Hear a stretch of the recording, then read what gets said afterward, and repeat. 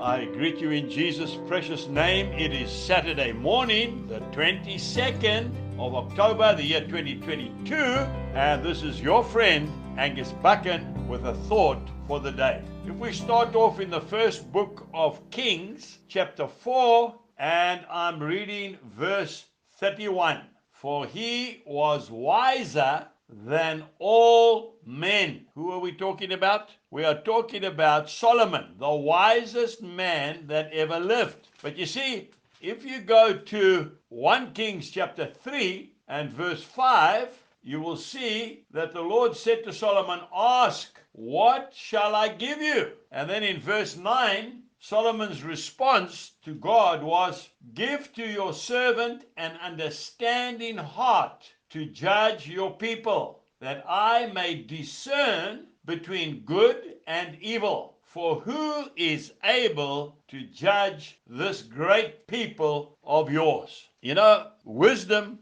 is something which God gives us when we ask Him. Now, Solomon asked correctly. He didn't ask for anything for himself. He asked the Lord to give him wisdom to be able to govern the great nation of Israel. And because God saw his heart, his generous heart, his selfless heart, God gave him everything. He was the richest man that has ever lived, and that's a fact. Richer than Bill Gates or anybody else. They've worked it out in relationship to the riches of those days. He was the wisest man. Remember, he was the man that those two prostitutes came with a baby, and they both said the baby was theirs. And Solomon looked and he said to his servant, "Bring me a sharp sword." And he said to the two women, "Give me the baby and I will cut the baby in half and give you half each." And then, of course, the real mother said, No, give the baby to the other woman." And then the wisest man on earth said, "There is the real mother." I want to say to you that wisdom,